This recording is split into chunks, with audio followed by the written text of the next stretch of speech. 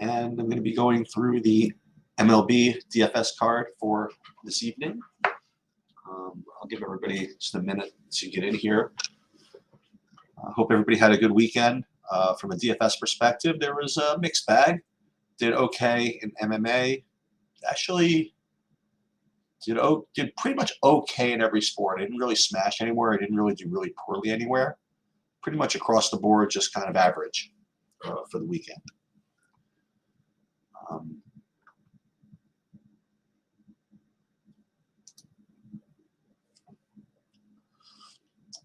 You know, here's actually something interesting that I did. I did my first ever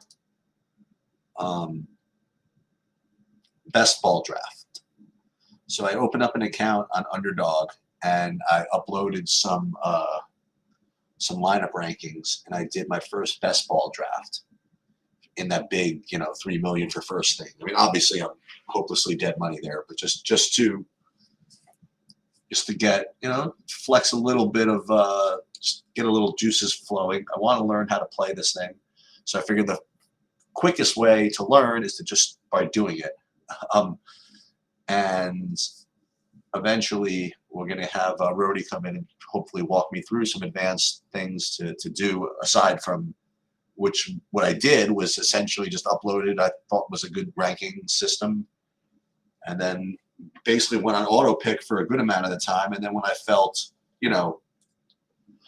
necessary to, bolster up my lineup in some way, I would go off of auto pick and kind of go off my rankings to fill in the needs as you would in every other, season-long fantasy draft. So that is one thing that we did this weekend. And I actually just finished one just now. I guess this one can't be right. I only ended up with one quarterback. So I guess that's going to be a little bit touch and go, especially on that player's bye week. But we'll see. We'll just see how that goes. We're trying a lot of different constructions to build kind of a portfolio of lineups. I'll have some with multiple running backs, some with a lot of wide receivers, some with 3 quarterbacks. So, just to, again, have every lineup in and of itself be good, but also, think of it as a portfolio. If you're entering the same contest, have not one lineup look exactly one like the other. But that's not what we're doing today. We're doing this MLB slate. So I want to share my screen first, and this is the order of operations for these sort of process videos. The first thing I'm going to do is I'm just going to blast through the games. I mean, when I say blast through, it's going to take really first impression. And then we're going to go back and look at my sheets and see what looks good, both pitching and hitting wise, and build a hand-built lineup. And then we're going to go into SaberSim and I'll actually use SaberSim to build some MME portfolios. And just to give you an idea of the process that I go through to build my lineups with today's slate in mind. There will be live at 6 o'clock. Bobby will be here, and we'll get a little more into the weeds with what he's doing and things like that. But this is kind of an early look with not, even the confirmed lineups or anything like that. But again, hopefully it'll teach you how to approach these things and using the tools that we use. There's plenty of ways to approach this, but this is what I do.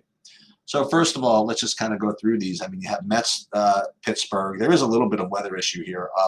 It's going to thunderstorm at some point here, but they think it's not going to happen until overnight. So, but watch Roth, watch for the radar and stuff like that, and immediately just kind of see Carrasco and Priester. Yuck, you know what I mean? These are just obviously 2 pitchers that usually like to bet against, so to speak. So I'd imagine both stacks are in play. And the Braves are always in play as a stack. Max Fried seems solid enough. We'll see if he's worth it. Oakland, St. Louis. So you have Mikolas at 7K, who's cheap. He'll probably project okay. Maybe not Sears. Cardinals, usually I've been playing them recently. They might not be that bad.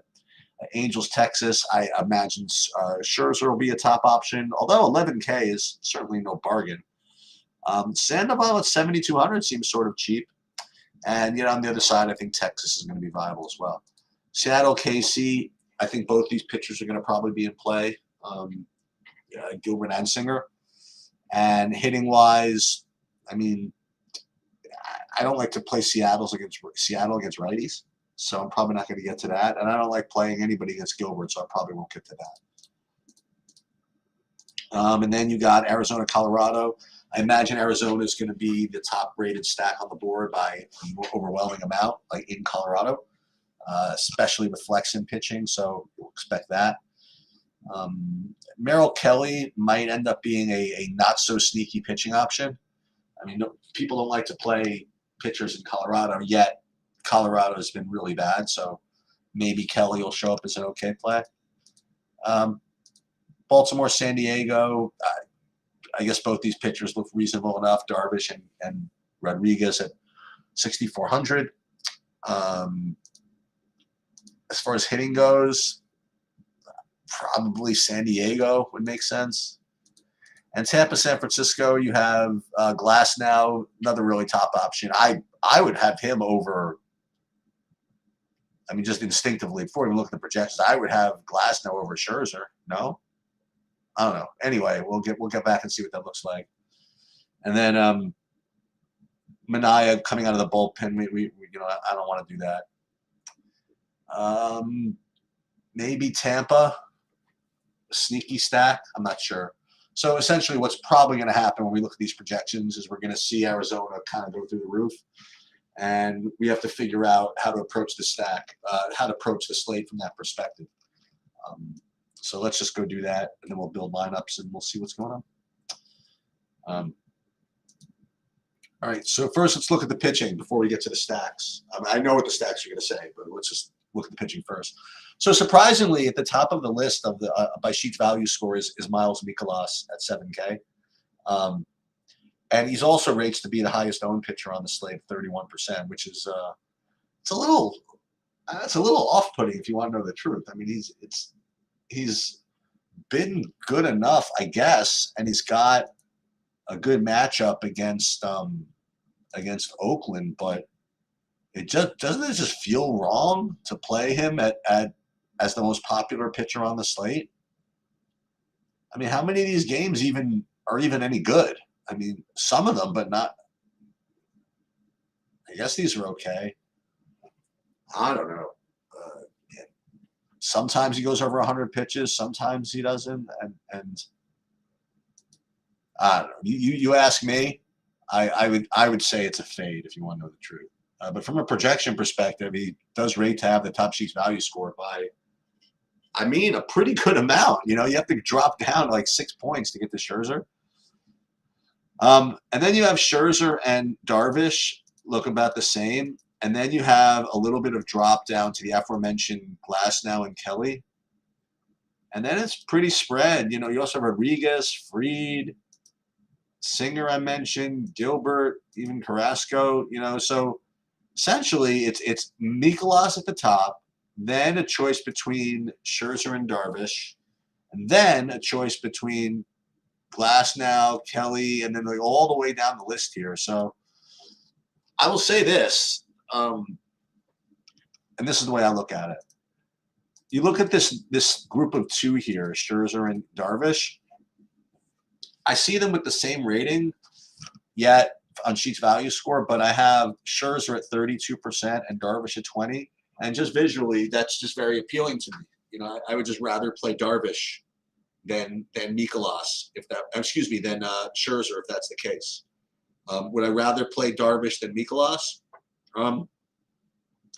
Even if I didn't think it was fishy, the Mikolas play, well, I'll put it to you another. If I believed in the Mikolas play, I would probably play him. Like he does have a really good, he has a good enough Sheets value score, and he's got a decent enough lead over everybody else. So I would probably, my initial pairing would be Mikolas Darvish. Right? That's probably the way I would start off with.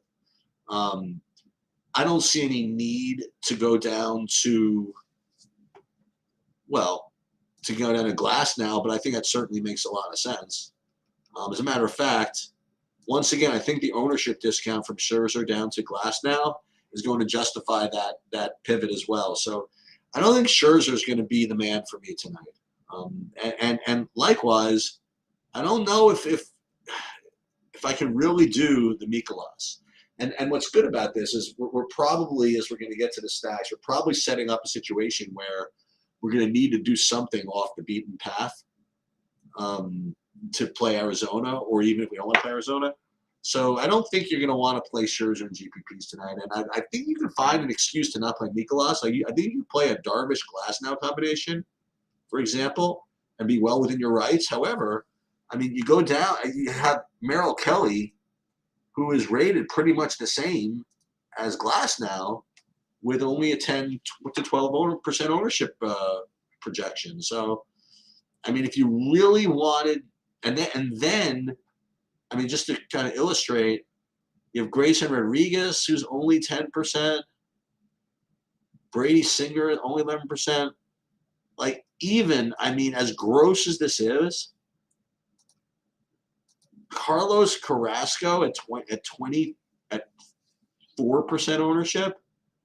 I know it's gross. He hasn't gotten anybody out since like the Eisenhower administration, but I think that it's not that bad. Like if you're going to want to play Arizona, I think those are kind of the type of plays that you're going to want to make, as disgusting as that is. So I think that the solid enough play without being too chalky would be something like Darvish and Glasnow or Darvish and Merrill Kelly. I think those would be the way to go. The best point per dollar play is clearly Mikolas. So, and that's what people are going to do. They're going to play Mikolas and Scherzer together. I think you could probably get off of that. Let's look at the stacks now and just see like how brutal this is. All right, so if you rate these by raw stacks, I mean, this is just kind of obscene. You have a 10-point cushion between Arizona and Atlanta. And when you look at the implied run totals, you'll see why. I mean, Arizona's has an implied run total of about 7.5, which is it's very big to say the least. And you also see that they're going to be owned through the roof, which you have to expect when you have this type of gap. But let's just take a look and see what else we have here on the list when you're sorting by raw points here. You have Atlanta's next, which we knew this. And the reason why they're always going to be somewhat low owned is because they're really expensive. So if you want to try to get Atlanta in, you can. Then you have this group here, St. Louis and Seattle, rated second. Well, behind Atlanta, I mean. And they're fine enough, But what I like to do is go down a little bit more, and you see this is where you see the big ownership break.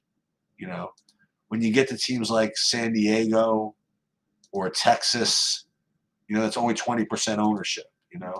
I know you just mentioned, Rich, that Rodriguez is pretty sharp, and you really, he might have a good game against San Diego. Yeah, so that's possible. So I think that if you're not going to play Arizona, yes, I think that these guys like Atlanta, St. Louis, Seattle certainly make sense. But I think Texas would probably be the way to go. Okay, if you're just doing by raw points. Now let's take a look at the value pieces. So the value of Pittsburgh, there's Seattle again, and Arizona, as I mentioned before, and St. Louis. So one thing to note is that Seattle and St. Louis, as well as Arizona, obviously appeared in both so far. And when you sort of modify, once again, you have Arizona, Pittsburgh, Seattle, St. Louis. So these teams that are continuing to show up in all the filters are Arizona, Seattle, and St. Louis.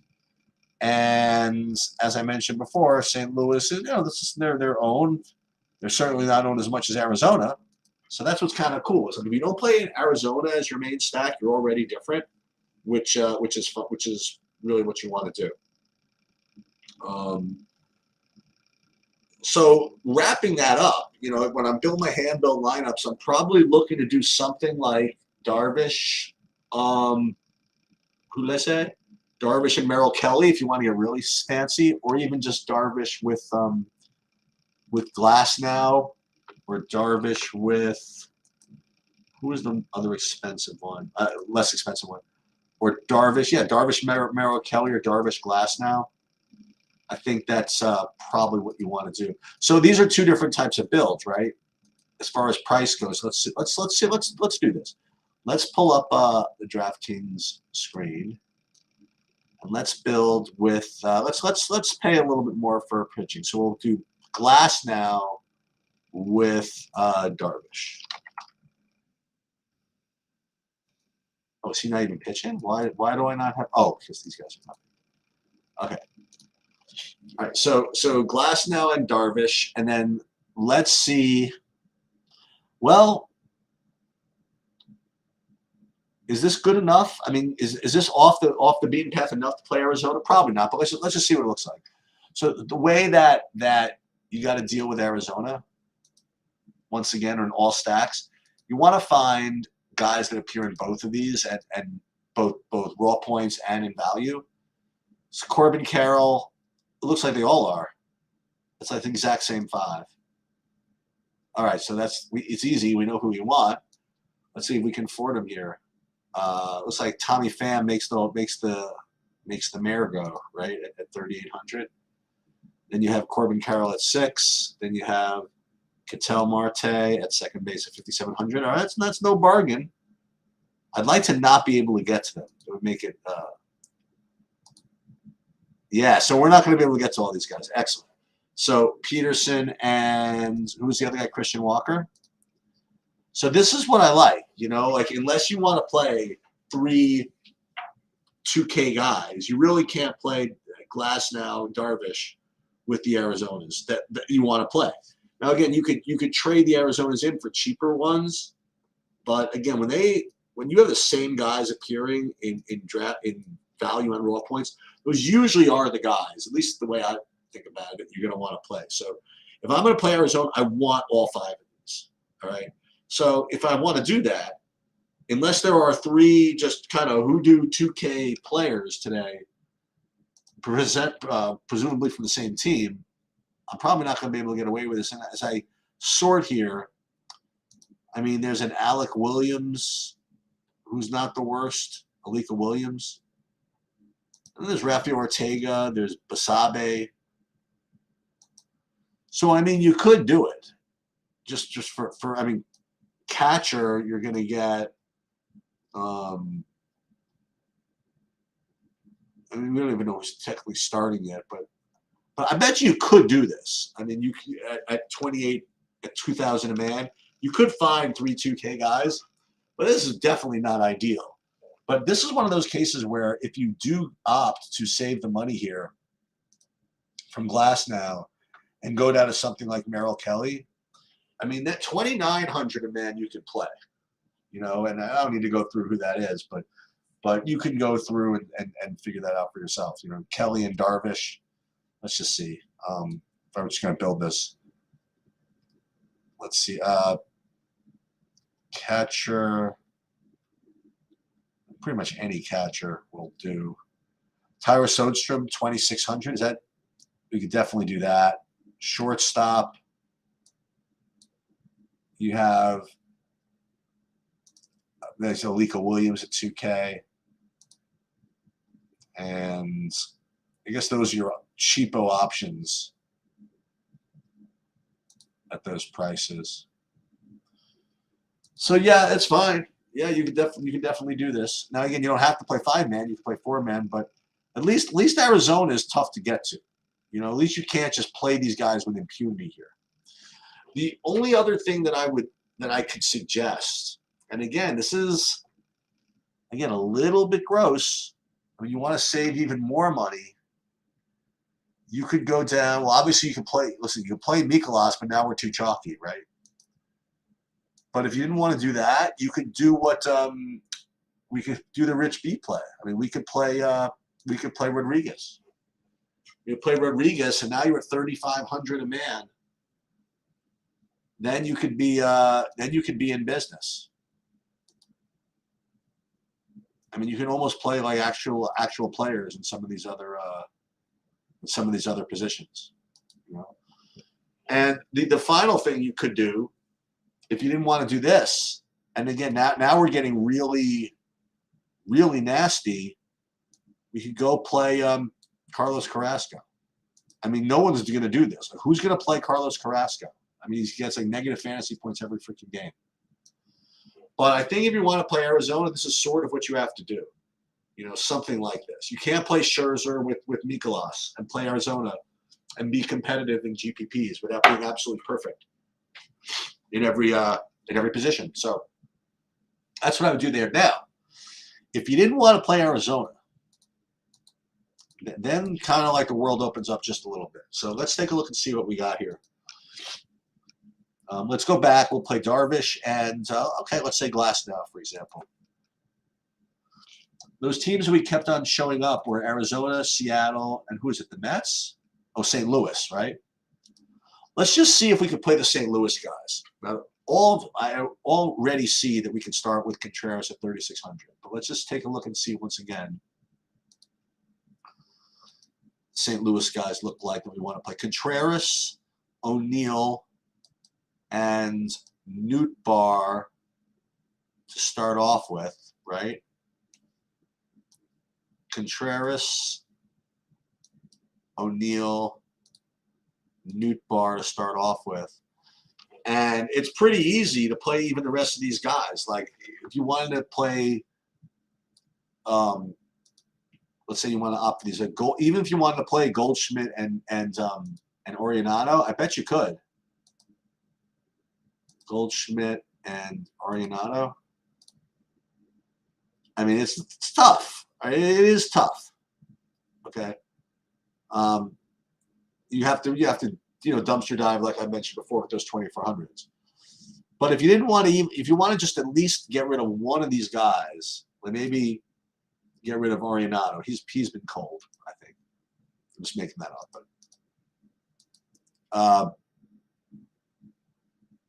but this is FanDuel. Let's go back to see who we're doing here.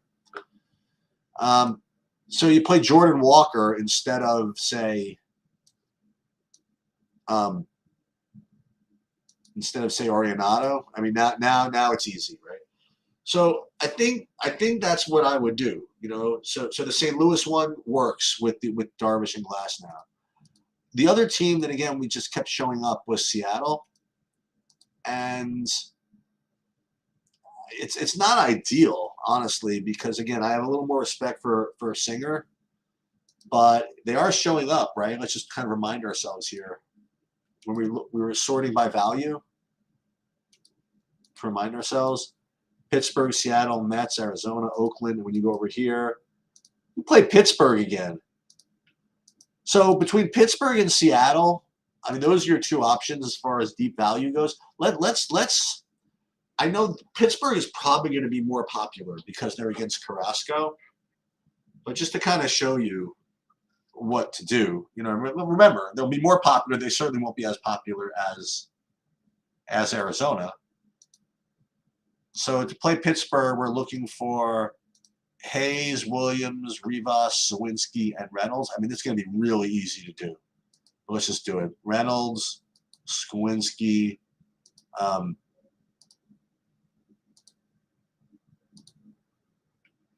who was the other guy from Pittsburgh?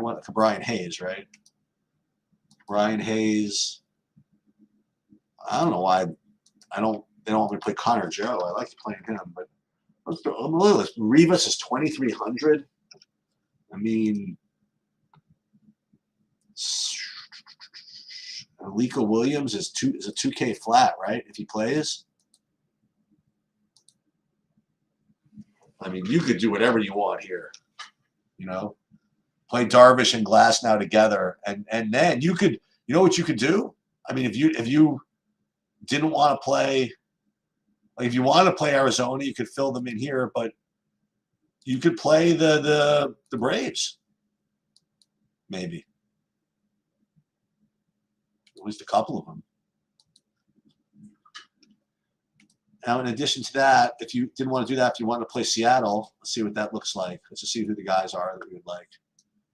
Seattle. We would have France, Suarez, Teoscar to start off with. So let's put those in first. Teoscar, France, and who's it? Suarez? And the problem is here, there's these they're all righties. I mean, you'd want to play Raleigh, and you probably are going to want to play Julio, right? So this is the thing that makes this one uncomfortable. Again, you just have all the righties. I mean, you have one lefty, and that's the switch-hitting catcher against Singer. So maybe Pittsburgh is the way to go on the value side here. Okay. Eva Creatives. Yeah, sure. Go for it. You can help. Feel free to I don't know how you get a hold of me, actually. Yeah. So yeah, so that's the deal with these handbills. I think you start with Darvish. I wouldn't play Scherzer tonight. I just don't think that the ownership warrants it, and I don't think I would play Mikolas either. But those are the two, very logical guys. But I will say that if you play either of them, like if you played, say,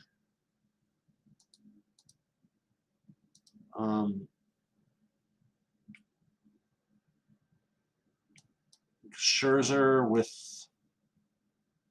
Mikolas,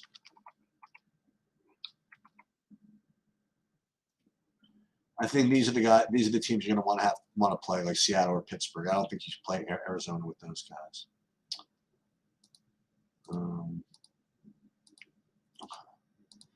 Let's see some questions before we do the SaberSim build. Scott comes in. Ryan Nelson, do you still have this? I don't understand that question. I mean, I understand the question. I don't understand why you're asking me.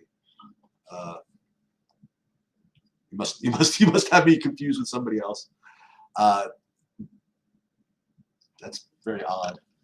Anyway, well, I'll just gonna get back to the breakdown, I suppose. Unless you were referring to creative before, I have no idea what that means. So let me pull up the SaberSim, and then we're gonna upload our sheets into here and see what type of builds we get. Now again, I'm not going to make any changes here. I'm just going to run it with 150 lineups.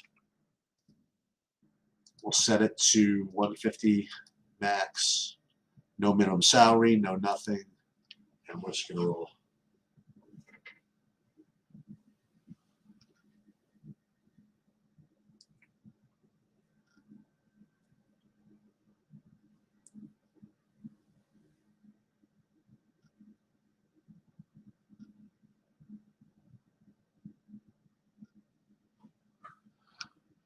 So, not surprisingly, you see a whole bunch of Arizonas in here. Oh, look at this, some St. Louis's and Pittsburghs. That makes sense. But the first thing I would do is, again, I would, if I were making a build, I would X out these non-traditional stack types. And I do like to do it after the build has been done already. So even 4-2-2, I don't really want. Even 4-4. I mean, only because Bobby's not here can I get away with this, because he would yell at me for not taking any of these.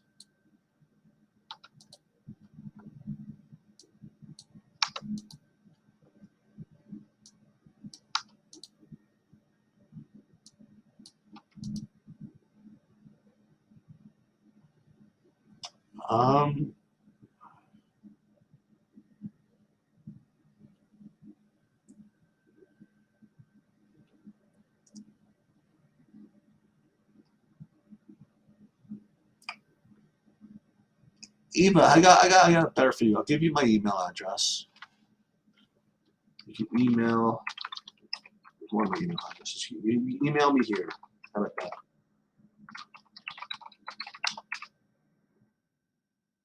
Yeah. So you could just email me over there.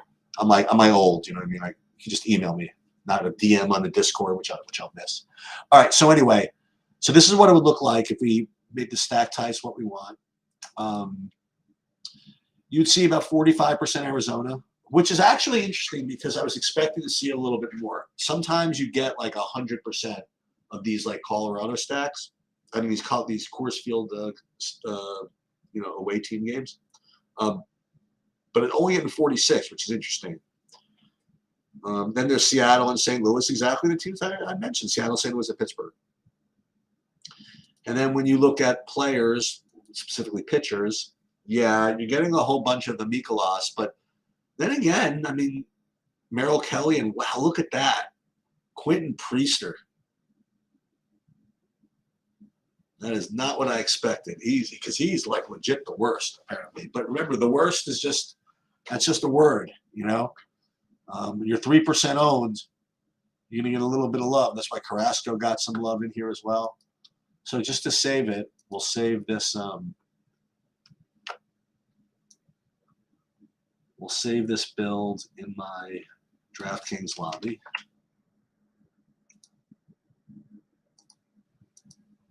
And then we'll go ahead and do FanDuel.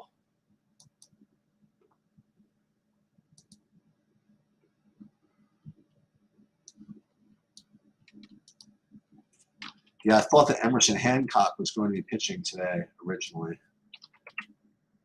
Seattle, but they changed that to Gilbert.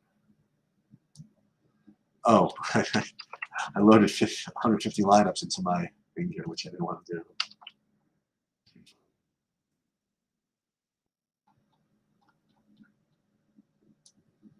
And again, right now I'm just saving like the top-rated MME lineups in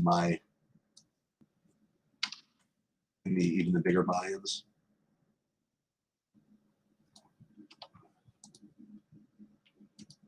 This.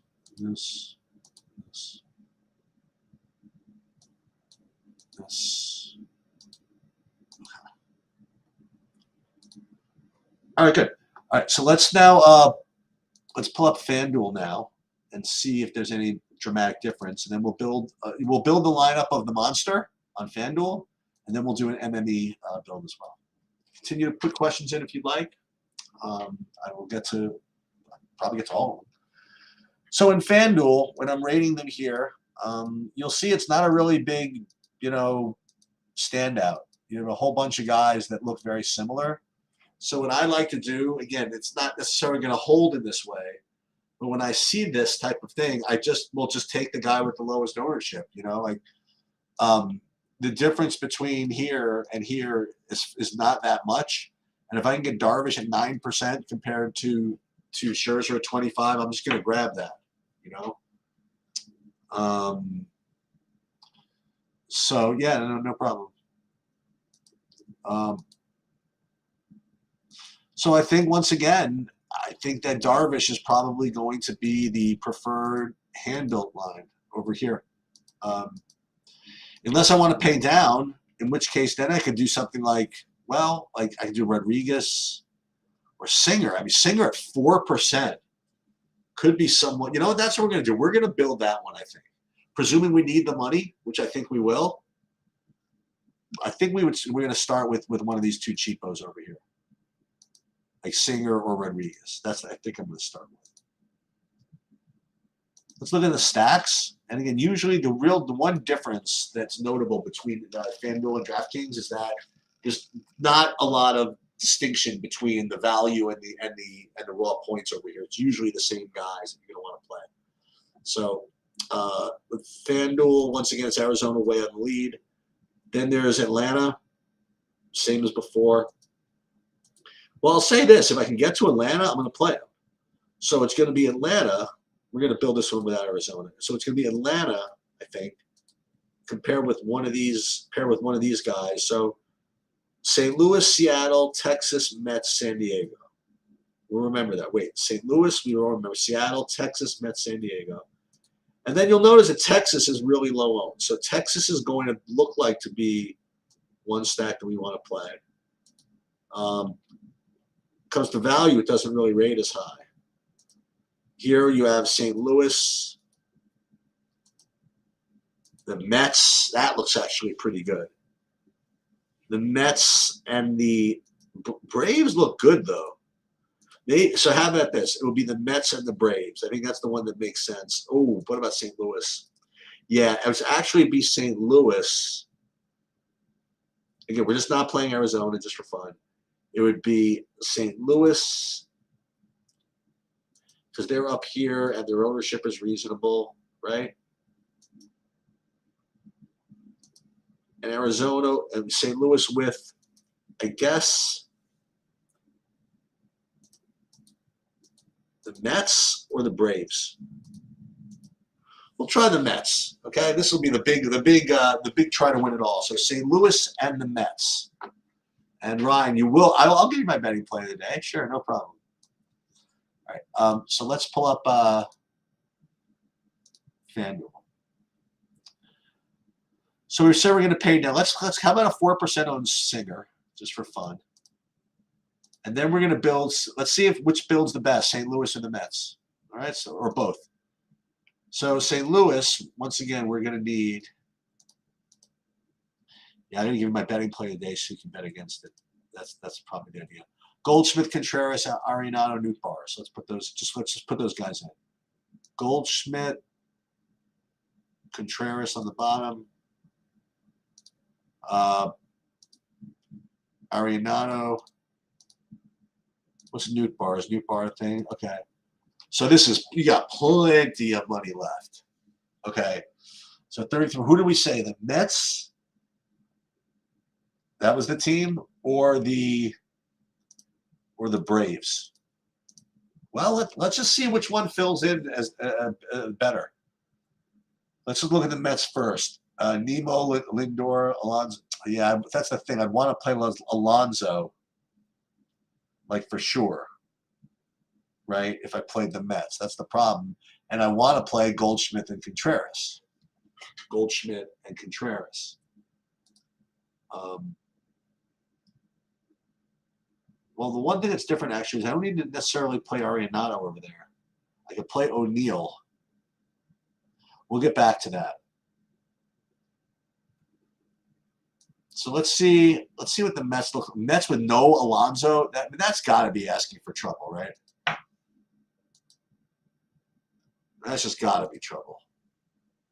And we're not going to be able to afford Atlanta here. I mean, we might actually, if we play O'Neill.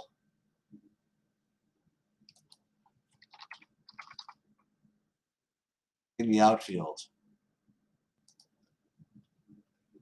So if we did this, Nootbaar, O'Neill, Contreras, Goldschmidt, then what Atlanta guys can we play? I mean, we don't know if Albies is available, right? He's removed due to cramping in his left hamstring. And then you have Riley, 4K. Yeah, it's just tough to play these guys. Arcia always makes things go. But what we could do, if we didn't want to play Brady Singer, we could, like I said, get really nasty, and go down like Grayson Rodriguez.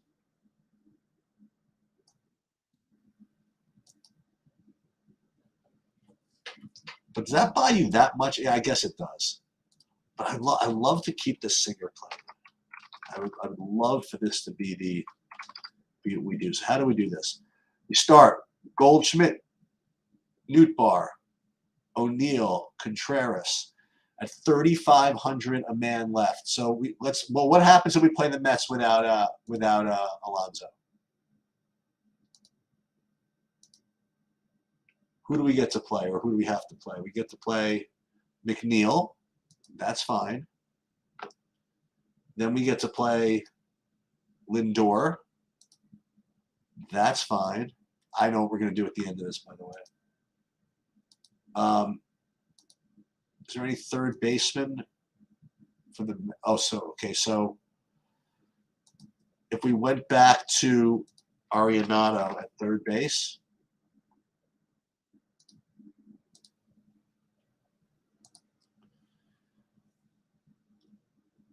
And let's get a couple of these outfielders that we like over here. So it would be Nemo.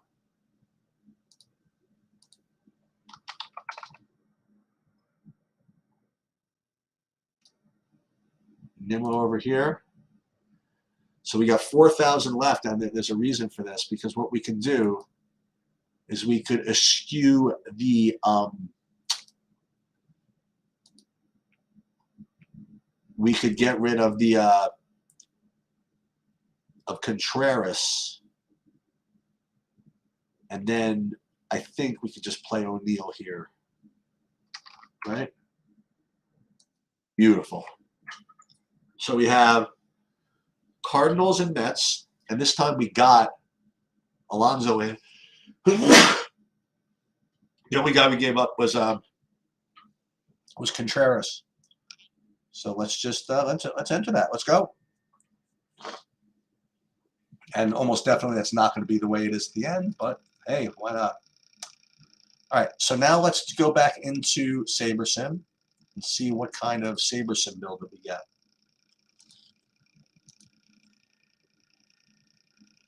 We will upload the projections again.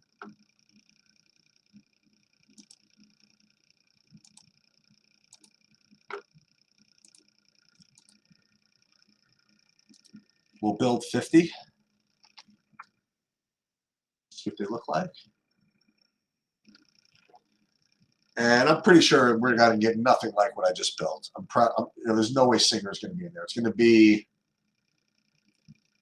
I don't know, maybe it will be, it's just going to be Glasnow, I think. Glasnow, Arizona, something. Let's just see.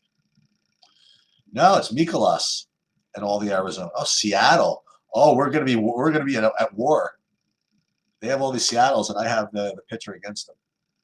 So let's go into stack types. Let's do 100% 4/4s just to get a pure sense of what this all looks like. And mostly Arizona, St. Louis, Seattle. More Angels. That's one I didn't mention before. 50% Jace Peterson, by the way. And how about this? The top-owned pitcher on the FanDuel build is the leader of the free world, Grayson Rodriguez. Let's go. Rodriguez and then Mikolas. I love that. So let's go and we'll build. Do I have enough money? I think so. You can't put 50 lineups in there. Oh yeah, I can because it's only 777. So let's do this.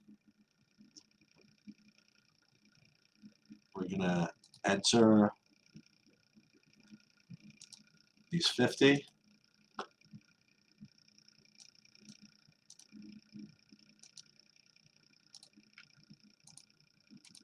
That's awesome. The highest owned is Grayson Rodriguez on a slate with Darvish and Glasnow and all these dudes. All right, so you want to do a sports bet? All right, let's see what we got. Let's see.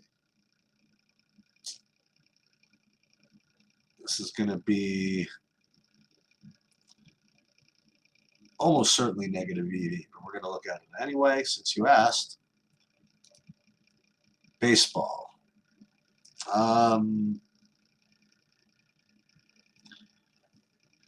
No.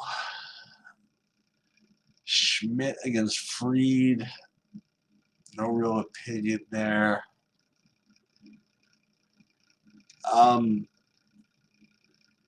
Singer Mariners.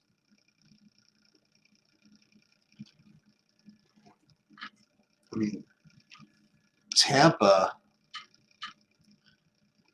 minus 1.5 plus 124. I guess. Yeah, I don't think I have anything for you, Ryan. I'm just looking at this. I just can't. It just all sucks. And I don't feel as though there's like one big expectation of the public. You know what I mean? That you can kind of fade.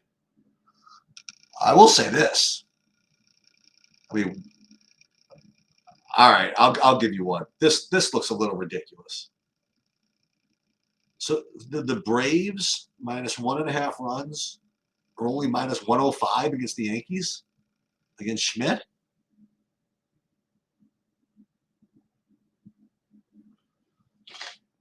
Oh, Tampa doesn't have Franco. Oh, that's right. I guess if I had to pick one bet, this is probably just way too obvious. I don't understand this one. So I'm going to do it just because I'm in here anyway. So we'll take the Braves minus 105, laying 1.5 runs to the Yankees with Charles Clark Schmidt. That's what we're going to do. And we're going to bet it for our usual amount. Hold on, let me get it in here. Let's see.